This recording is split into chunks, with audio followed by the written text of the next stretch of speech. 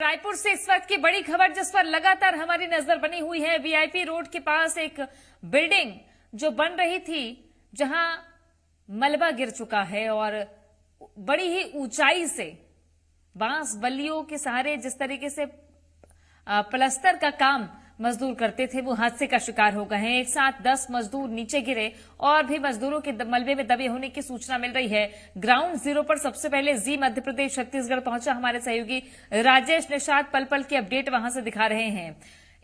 ये तस्वीरें देखिए, अभी जेसीबी लगाई गई है और जेसीबी लगा करके मलबे को हटाने की कोशिश जारी है। ऊंची बिल्डिंग है, करीबन 8 से 10 मंजिला बिल्डिंग है जिस पर काम चल रहा था। और काम के दौरान जब बांस और बल्लियों से स्ट्रक्चर बनाया जाता है, लोहे के पाइप से स्ट्रक्चर बनाया जाता है जिसमें चढ़कर मजदूर बाहर की तरफ काम करते हैं, बिल्डिंग के बाहर की तरफ। लंच के बाद में कुछ मजदूर ऊपर चढ़े हुए थे और एकाएक ये हादसा हुआ कि स्ट्रक्चर भरभरा कर नीचे गिर गया। साथ में नीचे गिरे 10 मजदूर जिन्हें तत्काल बाहर निकाला गया, उनका रेस्क्यू किया गया। 3 लोगों की हालत गंभीर है। राजेश निषाद जी मीडिया संवाददाता ग्राउंड जीरो पर मौजूद हैं। राजेश, क्या हलचल है वहां पर और मजदूरों की स्थिति कैसी बताई जा रही है? कहां उन्हें इलाज के लिए ले जाया गया है?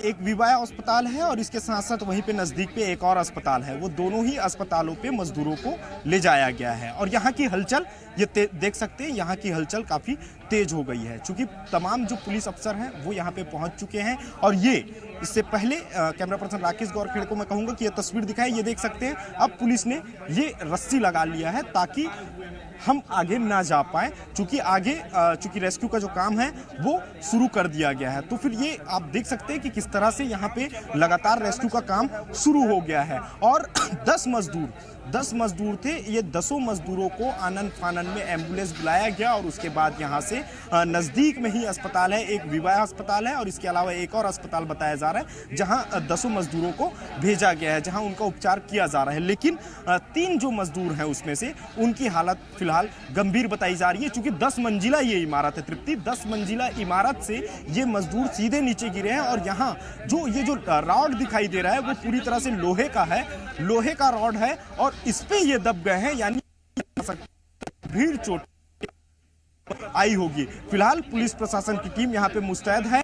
देख सकते हैं जेसीबी के माध्यम से पूरी तरह से ये जो पाइप्स हैं उनको निकालने की जो कोशिश है वो की जा रही है। और अब चूंकि अभी तक हो गया, दुखद बात यह है कि एसडीआरएफ की टीम यहाँ पे मौजूद नहीं है, प्रशासन का कोई भी नुमाइंदा यहाँ पे मौजूद नहीं है, केवल यहाँ पे डटी हुई है तो रायपुर पुलिस और यहाँ के जो मजदूर हैं वो रेस्क्यू के लिए जुटे हुए हैं। तो ये काफी हैरान करने वाली बात है। ये राजधानी का इलाका है और राजधानी का वो इलाका जहाँ पे वीवीआईपीस निवास करते हैं, राम मंदिर यहाँ पे है और यहीं पे नजदीक में ही चूंकि यही वो रास्ता है जो सीधे एयरपोर्ट की ओर जाता है। लेकिन अभी तक ना एसडीआरएफ की टीम यहाँ पे है, ना जिला प्रशासन की कोई नुमाइंदा यहाँ पे मौजूद है। लेकिन ये इमारत आप देख सकते हैं किस तरह से, कितनी बड़ी ये इमारत है और मैं ये दिखाऊंगा, ये देख सकते हैं ये जो हिस्सा है ये पूरी तरह से प्लास्टर हो चुका है, ये पूरी तरह से प्लास्टर हो चुका है। इसके साथ साथ वो जो हिस्सा जहाँ पे वो तमाम चीजें, लोहे के जो पाइप जो लगाए गए थे सपोर्ट के तौर पे, वो पूरी तरह से धराशायी हुआ है। तो ये माना जा सकता है कि प्लास्टर के लिए